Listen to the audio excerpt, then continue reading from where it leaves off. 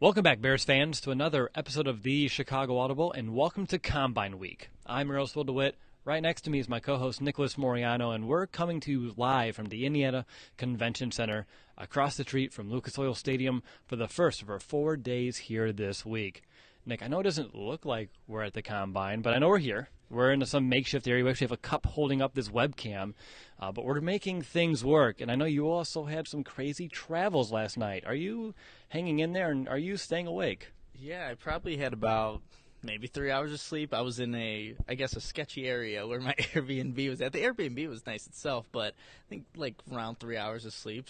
But I think just being here has just livened the things up. We obviously have a lot to talk about, but yeah, this is obviously not the best environment here. We look like we're in some kind of basement, I was saying earlier, but it works. We're at the Combine, and we're about to give you our takeaways from it. Exactly. So for those watching here on YouTube, do apologize if the lighting is not great. It is what it is. We're in a hallway right around from the media room. So just deal with it for maybe just this week. Maybe we can find a better system tomorrow, kind of like we did at training camp. Every day I thought our video content at least got a little bit better, Nick. A little bit. So we'll try the same here. And for those listening to the podcast, just imagine that we're in the hustle and bustle of the media room, and all will be in pretty good shape. But all right, so I'm glad to be here, and I'm glad that we were able to take part in our first event as credentialed media here at the 2020 NFL Combine. Today we're going to be able to speak with, we were able to speak with three position groups: tight end, wide receiver, and quarterback. And of course, we were available for Ryan Pace and Matt Nagy's press conference as well. Nick, you ready to dive into our first day in Indianapolis? Absolutely, let's do it. Sharing a microphone is always weird, but we're making it work as well. So let's go ahead and begin with Ryan Pace. Nick, you had the honor of making the trip across the street for that one. Was it worth the walk? Let me tell you, Will, that walk was insane. It is like you don't realize how big this place is until you make the walk to go, find Ryan Pace to listen to him talk. But to be completely honest, nothing that he said was something that was new. And I think when you think about it, what were you kind of expecting? Just like the end of the year press conference, you weren't expecting Ryan Pace to write out Mitch Trubisky or saying that there's open competition. But when I kind of just reassess what he was kind of talking about, I think some of the bigger takeaways, if any, were one about Cordero Patterson, maybe the idea of being open up to maybe playing more of the running back position. Obviously, Cordero Patterson didn't play enough on offense, but Ryan Pace seemed adamant that they can find ways to get Cordero Patterson the football, and at that would be at the running back position. So that was one thing that I thought was kind of interesting. He also said, and I remember when you looked at my notes, Will, when we were in the media room, that inside linebackers are strength for this team. And currently, when you look at it, obviously you don't know the future of Nick Kwiatkowski. You don't know what Dan Trevathan, if he's going to be on this team next year. So to say it's a strength, maybe, when you have a full, healthy, linebacking room, it is. But at the present time, I thought that was an interesting comment from Ryan Pace. Yeah, I mean, again, with these types of press conferences, you have to kind of read between the lines. And if he's saying that, inside linebacker is a strength, and you told me he was gushing about Nick Kwiatkowski. Yeah. So maybe that's a good sign that the Bears are hopeful that he comes back. You mentioned Dan Trevathan. We still don't know the future of a Kevin Pierre-Louis as well.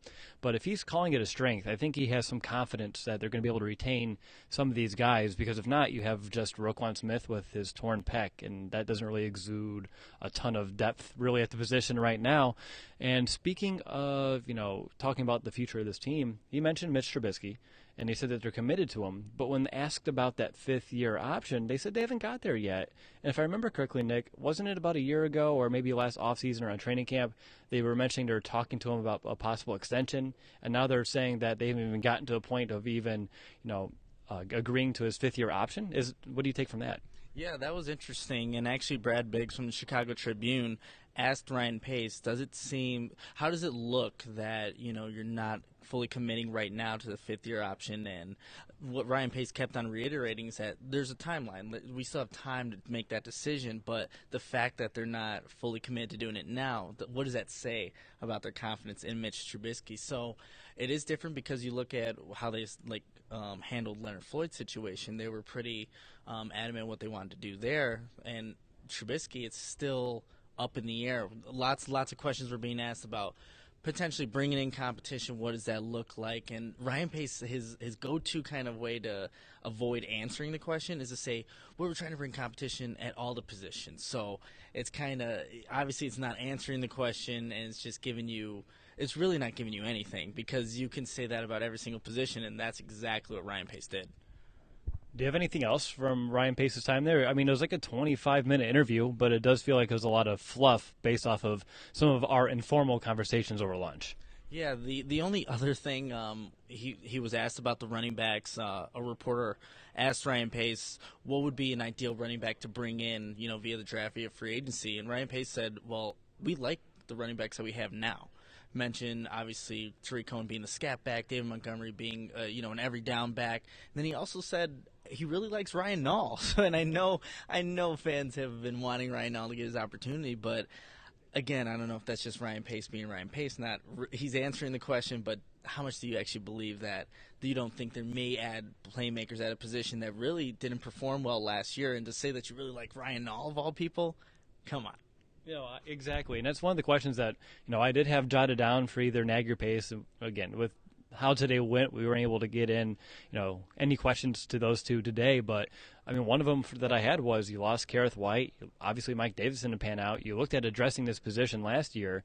I just believe they have to at least try again. And if you're saying Ryan Nall is a really good, third running back on this roster, then – and he also mentioned that you want to create competition at every position. I don't think you're doing the best job there if that's how you kind of go about it. But we'll see if it's just combine talk, and we'll see how that kind of changes. I think it was this time last year they were talking up Jordan Howard still. Yeah, so, I think at this point in time, there's a lot of things that will be said, but once the final cuts come, you'll be like, oh, Ryan Pace said he was going to make the, whatever it may be. So it's a lot of, I don't know if it's coach talk or if it's just meaningless talk, to be completely honest. But yeah, we're here and letting you know what Pace had to say. Nothing else? Those are the big takeaways. I was looking at my notes. The only other thing that I thought was, I guess, worthy, a reporter asked him about Trey Roberson and kind of what his value is to the team. And Ryan Pace said he wasn't comparing, but he kind of was, to how Kyle Fuller plays, just how he approaches a position and just his mentality at the cornerback position. So those were, out of that 20-minute plus press conference, those were the biggest takeaways from what Ryan Pace had to say. All right, let's go ahead and move on to Matt Nagy because, unlike Pace, Nagy did meet here with everyone else, all the other coaches and GMs in the main media room, so we're both able to attend that press conference. And I want to begin with the new coaching staff because, that's what Nagy started this press conference with. Before we even got to questions, he wanted to kind of update us on some of these hires and what they mean to him and the overall progression of this team. And he started off saying, there's a saying that says you can have too many cooks in the kitchen.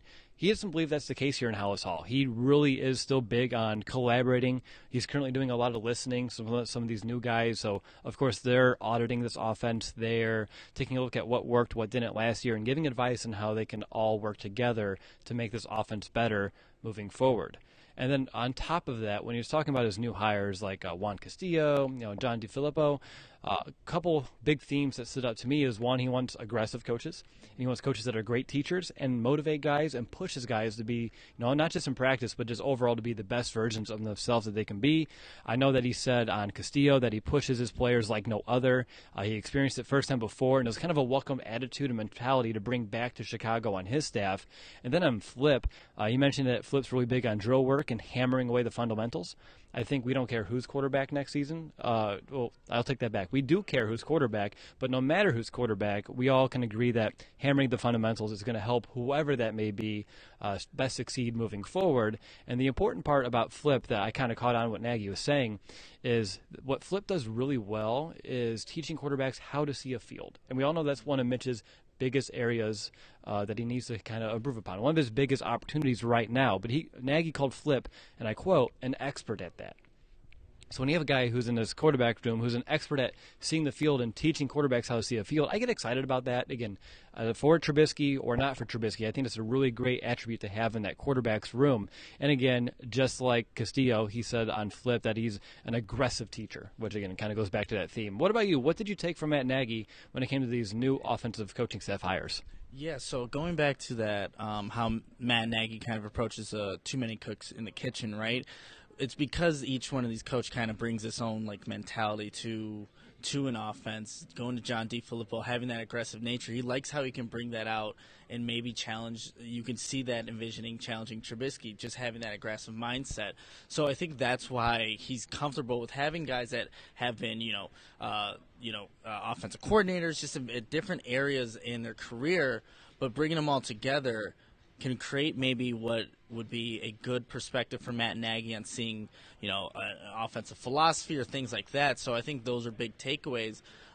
When asked about, like, Mitch Trubisky, obviously at the end of the year press conference, and we're getting some great, what is that, just, I think they're just metal poles, so, okay, it looks like it's dimming down now. When Matt Nagy was asked about Mitch Trubisky specifically and how he can maybe improve upon reading coverages, because that was a big thing at the end of their press conference. Matt Nagy went back to his usual, sorry about that, he has to be obsessed. He has to know reading coverages better than he does. So what I thought was kind of interesting is, like, with Mitch, that's what he struggles with the most, and I just don't know how you can expect him over the course of the offseason, and obviously he'll learn throughout the 2020 seasons that to him to be an expert, you definitely need Matt Nagy to guide you there and to be able to maybe have him see the field maybe a little bit differently, because he's not seeing it right now like how he should be. Right. So that's a big thing there. But, yeah, Matt Nagy, just like Ryan Pace as well, they're adamant that, Mitch Trubisky is the quarterback for 2020. Even though there may be competition brought in, how they said it, he's going to be the guy. I mean, we have one quarterback that has confirmed he has met with the Bears. We'll talk about him in just a little bit. But while we're talking about Matt Nagy, something that I took away early on is that he's still open to, or I think he's changing his mentality a little bit, where he's open to delegating more items. And they're still kind of working out, or at least he want to commit to who's owning what in terms of who's going to be the running game coordinator. He mentioned everyone has their strength. He said Juan Castillo, of course, that's his expertise. So you had to envision he's going to pitch in a lot, but I don't think he's giving any defined roles just yet. And Matt Nagy mentioned he wants to be and put himself in a position to be the best head coach possible for this Bears team. He mentioned he still wants to keep play calling, but outside of that, he's open to delegating, outsourcing some of these other tasks. That way it's not all on him, and he can focus on a broader sense of just this team. Anything you wanted to mention? Are you okay with him continuing running the plays? Because he said he learned a lot, even though there wasn't a ton of success last year. He thought he learned a lot about himself as a play caller and how to maybe use that failure to learn from it and create some success here in 2020. Yeah, so just some thoughts about that. I think with Matt Nagy, he also kind of mentioned that, in a sense, less could be more, because obviously with this playbook, they still need to assess what exactly works and what doesn't work. So he was open, like you were saying, Will, that maybe they need to kind of go back and try to refine some things, as opposed to maybe going on to the next step in whatever the scheme may be. And another thing, and obviously we saw this from the play last season, they're still searching for that identity. That's a big thing with this Bears offense. There is really no identity yet, and you're hoping that maybe with Matt Nagy's, I guess, change in philosophy, where he's open to, just kind of delegating, like you said, Will, maybe that helps find an identity for this Bears offense, because it's really lacking it. Right, and he said in previous years he was a little bit more patient with finding an identity. He's like, yeah, it can take 5-6 weeks to do it. He said there's some urgency to do it this year before then. He wants to find it, before the season begins or early on in the season. I think he's starting to understand, sometimes you hope it just happens, but maybe it won't. And you don't need to force an identity upon a team, but they need to, really, dig in deep into themselves to find out what this identity is sooner, because it just seems like over the past 2 seasons, it's just kind of slow going on offense, and they need to kind of find a way to expedite that process a little bit. But you said it. Obviously, he's looking into finding ways to get his offense improved. I know right now he said his mindset is all about finding solutions, because obviously there were a lot of problems on his offense a year ago, but after some time to kind of step back and get away and kind of reset, refocus, what I enjoyed about Matt Nagy today, he did have a sense of rejuvenation. He said that he was re-energized and kind of excited to find some of these answers. So solutions, problem solving is the current mindset right now for this Bears offensive coaching staff. You mentioned Mitch. And you said that, Matt Nagy wants Mitch to know more than even Matt does in terms of pre-snap reads. That worries me, because I don't know if Mitch can ever get to that degree. And I'm going to ask you a question, and if you don't feel like I felt, that's okay, but Did you feel a sense of some frustration that Matt Nagy had about Trubisky's lack of development last year? But he said it in a positive way. Just thinking of some of his answers, like, oh, Mitch isn't there. Mitch needs to learn not to dwell. He needs to focus more on the process and not the results. So it sounds like there were some mindset issues with the quarterback that Matt Nagy wasn't directly a fan of, even though he wouldn't use those words, but just trying to find some coaching opportunities for Mitch in terms of how he's approaching some of these situations, some of these failures, and it just, to me, seemed like he was a little either frustrated or maybe just a little disappointed at Mitch, which is something I haven't really seen out of Matt, at least from watching press conferences at home. Yeah, I would just say to that, it does seem like he knows exactly. It seems like it's a little calculated how they want to go about answering those kind of questions. So even though it may come across as, yeah, obviously that's what Mitch needs to do, I wonder if inside, even though Matt Nagy say he feels rejuvenated, you got to get at some point, like we're asking the same questions about the quarterback that's supposed to take these jumps. He isn't. Is it now just falling on me that I have to take the blame for this? Because he's never going to openly, just talk bad about Mitch Trubisky. That's not going to happen. So, I would think at some point, Matt Nagy's just going to show that frustration, but we'll see what ends up happening. Just when he's saying things like, I gave Mitch the direction that I need him to take this all season, and it's up to him to kind of follow through with it. And then he followed that up with, I want people on this team who are obsessed with film. And he mentioned, and I have here in my notes that, Mitch isn't there yet in terms of getting to that point. So you have to wonder if those are just some vocal cues saying, Mitch needs to put some of this on himself. Like, I'm doing what I can to help him, and right now they can't have direct contact with one another, just do with the NFL rules. But he's like, I gave Mitch, every tool in my toolbox so he can get back to OTAs, at least with his mindset, correct. Yeah. And it's up to Mitch to kind of follow through on that plan. You know what? You just reminded me, Will, because in that press conference, Matt Nagy did say there were a few people that he talked to at those end-of-the-year press conferences that they need to have a chip on their shoulder coming into this season. So whether or not that was Mitch, I think just based off of how everything went, it should be that some of these players need to obviously play better because they're obviously underperforming right now. But he did say that he did meet with some players, and that is like the mindset going into 2020. And I hope that works, and I hope that him even calling it out a little bit in the media does. For those that know, for the players that know who you are, if they're even listening to our podcast, doubt they are, but hopefully that does help them kind of, kick their rear into gear a little bit. That's a good PG way to say it here on this podcast at the Indiana Convention Center. But I remember last year from the press conference he had at the Combine that, we had a 12-4 season, and now it's my job to make sure that no complacency sets in. And I think some had. So now he's trying to find a way to combat it. And by him doing that and letting the media know that, I do have a couple players that were playing, I think he used the word too content, which wasn't complacent, but I think if I can read between the lines, that's what he meant. Getting a little bit too, satisfied with a little bit of mediocre play, not playing to always be better and not living up to their expectation.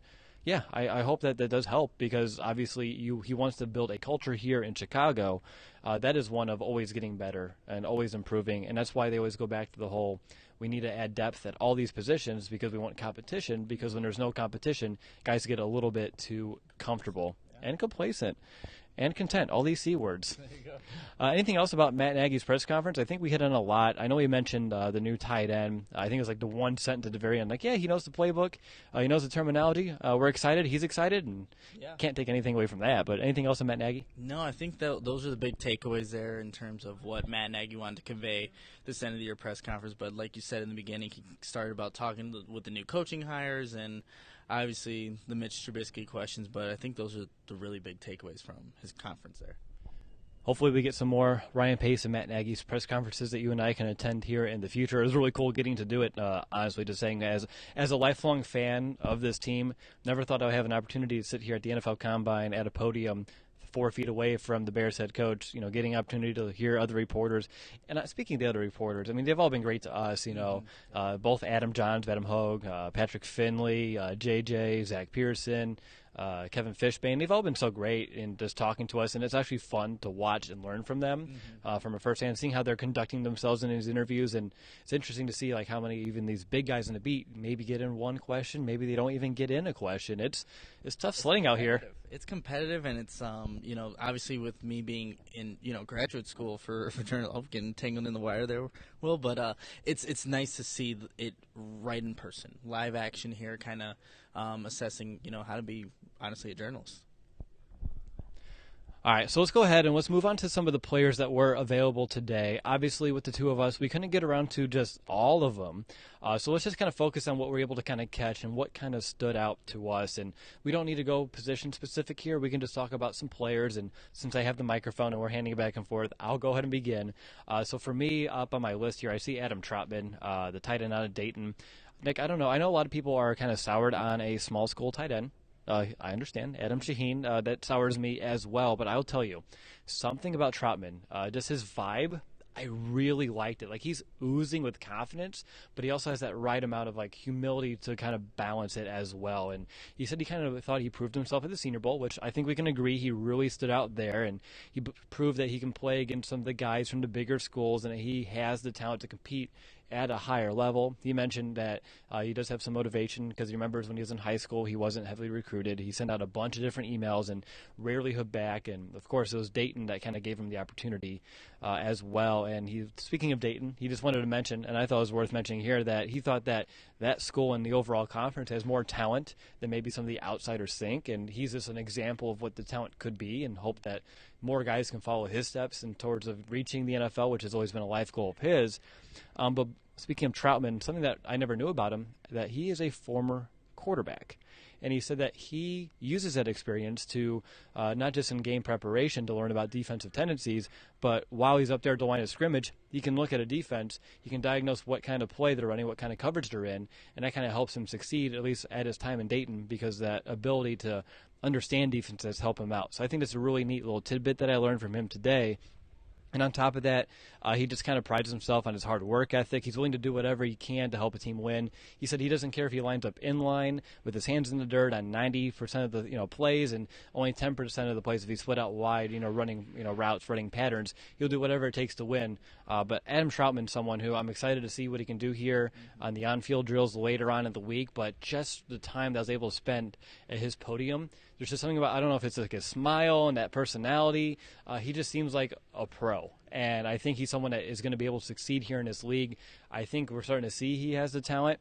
But as a Bears fan, I also understand why a small school prospect at this position is something to be a little wearisome of. But I just don't feel like Trautman is going to be a Shaheen. I really think he's going to be someone that can translate into this next level, into the NFL. How about you? You can start with anyone that you want, Nick. Wide on open. Yeah, just one more thing on Trautman there. I mean, he just looks like a tight end. You could see like a stereotypical tight end. That's Trautman.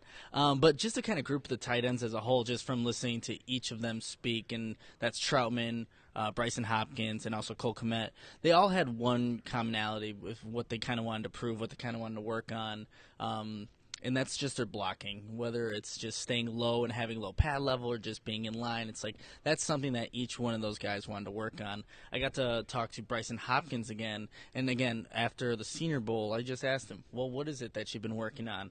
And his dad actually used to play in the NFL, offensive lineman for the Tennessee Titans for, I think, 12 years. So he's been working out with his dad, just working on the blocking aspect. And what better person to have than your father, who was a former offensive lineman. So he said he's been working on that.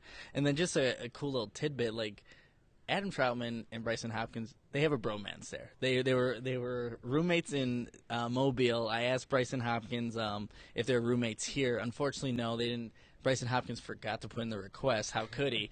But yeah, they just had so much praise for each other and their game, and they just want to see overall success. So I thought that was cool.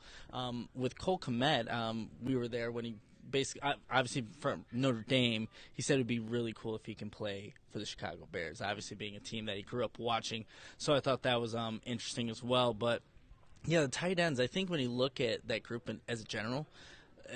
The Bears, I think even Ryan Pace said this in his press conference. It's a good class, and just being able to see the guys interact, those tight ends with the media, I would be comfortable, honestly, with any one of those guys if the Bears were to go that route. Like the three you mentioned? Yeah, the three I mentioned: Cole Kmet, Adam Trautman, Brycen Hopkins. If the Bears were to use one of those 2 second-round draft picks that they have on one of those guys, I'd be perfectly fine with it.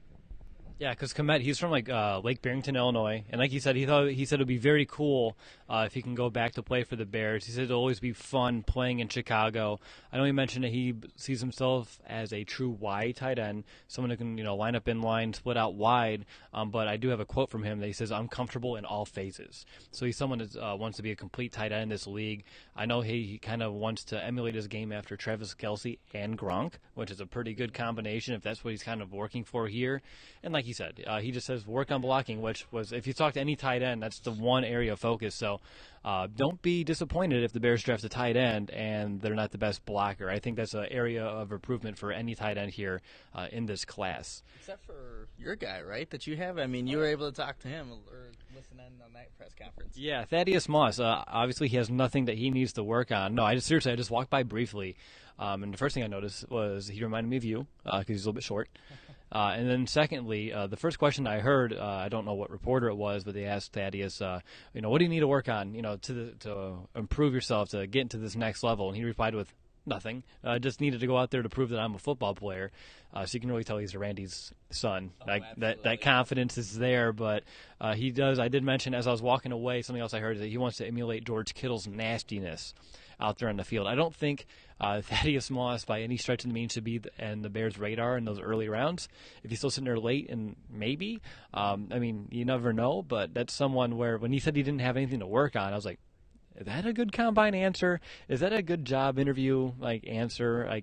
I can see it both ways. Yeah, I think it does show the confidence that he has, but I think inside he knows, okay, maybe I could probably work on this area of my game, but if he feels confident in himself, and I think that's also worthy. But you mentioned George Kittle. I know Brycen Hopkins at the Senior Bowl said he wants to emulate George Kittle. Adam Trautman said he wants to emulate George Kittle. And then you see Thaddeus Moss, George Kittle. So that is just a popular guy, and for good reason. George Kittle's a great tight end, but yeah, just another common trait amongst these tight ends here. And that's why you go with Komet, because he wants to do a combination of Gronk and Kelce, and it's a little bit different. Here's a fun question for you. Since we're here at the Combine, obviously, one or all three of these guys that we mentioned are top three as of it stands today. One of them kind of being like an all-pro down the road. And we're here today, the first ever interviews here at the Combine. Out of those three, give it 5 years, and we're back here. Which tight end are the tight ends in 2025 going to say they're going to emulate their game after? I think when you look at it, obviously Brycen, I think, is the most athletically gifted in terms of the receiving game. I think when it all comes down to it, though, it might be Adam Trautman. Will, I think I just like his overall game. He's a crisp route runner for being 6'5", I think 250. So he's a big dude, but he can run, just runs like a gazelle, just very smooth, methodical in how he approaches his routes. But I think when it comes down to it, and I like Cole Kmet, but I think Adam Trautman's going to be the guy that the 2025 class for tight ends are going to talk about. Like I said, I don't know what it was about him, but when I was at that podium and I was listening to him, it's just that feeling you get when you listen to a guy he has that it factor. Mm-hmm. And I really think that he is going to be able to be, like you said, a difference maker at the tight end position, as someone that can kind of, maybe even evolve that position as we continue down this game. Before you go on, Will, just one last thing. All three of these tight ends have met with the Bears either here or in Mobile, which would be Brycen Hopkins, Adam Trautman. They both met with the Bears there, and then Komet has obviously met with the Bears here. So the Bears are doing their homework. But we were joking that anybody that the Bears actually meet with, they don't draft, and anybody they don't meet with, that's who they'll get. So, you want to talk about a quarterback that the Bears did meet with? I do, yes. So a guy that the Bears did meet with is Jake Fromm from Georgia. And, yeah, I was actually watching the QB1 Netflix series just to kind of get a better idea of who he is as a person. And I just like the competitiveness, the personality that he has, but just asking him what did he kind of want to work on with his QB coach. And the big thing that he says that his QB coach trained him to be uncomfortable.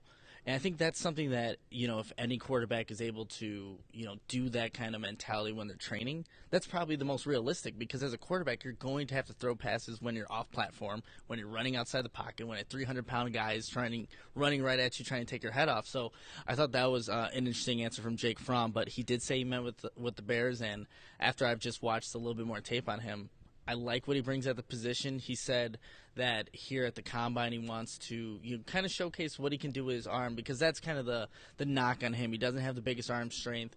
He maybe he's not the most accurate. The ball will dip at times when he throws it, but now they have a couple new drills here at the Combine. The fade route is something that he was pretty good at throwing at Georgia, so he's excited to do that. But, yeah, I think Jake Fromm, maybe somebody the Bears should, or maybe fans should maybe look into a little bit more.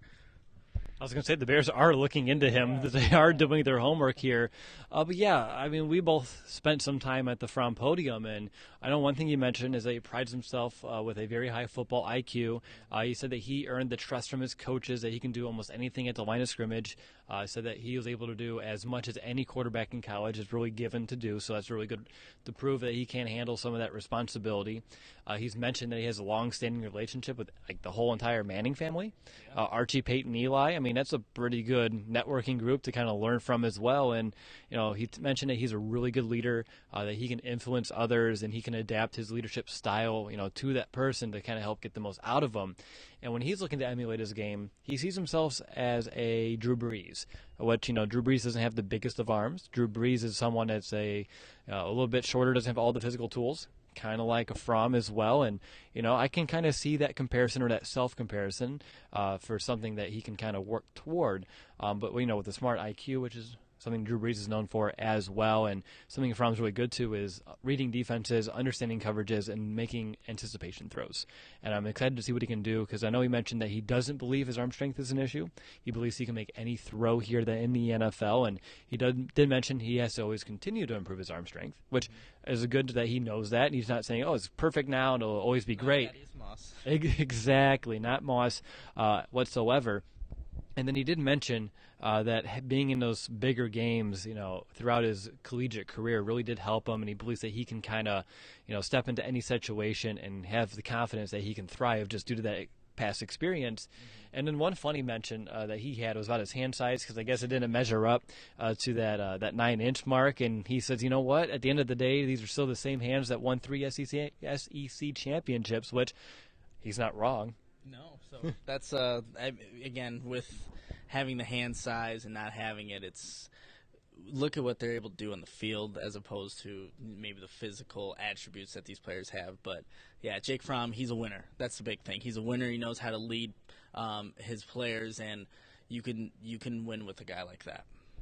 And unfortunately, I try to ask the question about how would he feel about reuniting with Javon Wims and Riley Ridley, two former teammates, of course, here on the Chicago Bears, and I spoke up, and he said no more questions, and apparently it's too good of a question to ask, but who knows, maybe we can find a way to ask it by some other stream, because I would love to know what he says about both of those players, because I'm sure he has strong ties and relationships with each, and obviously we talked about this on the podcast, I think, last week, how cool it would be to maybe rekindle that chemistry that obviously Fromm did a good enough job to have both Ridley and Wims drafted, and so we'll see. Moving on, I know Anthony Gordon, a quarterback out of Washington State. I know that coaches want him to work on his feet and his arm strength, but I know you stayed around that podium a little bit longer. Is there anything else that Gordon kind of mentioned that kind of caught your eye? I know he's someone that could be a late-round developmental kind of prospect for the Bears if they decide to go that route.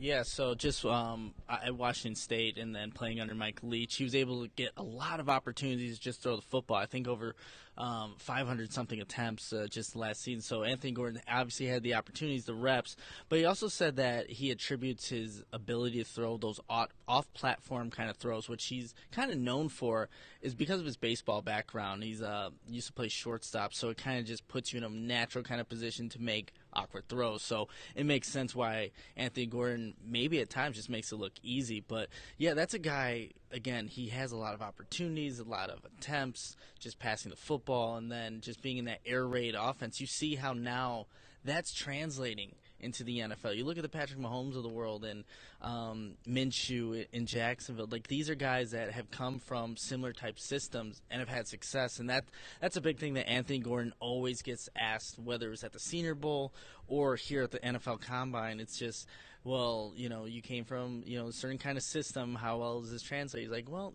you've seen players have had success, and Mike Leach has prepared me enough to where he feels comfortable with it. But those are, I think, just the biggest takeaways after you left there, Will.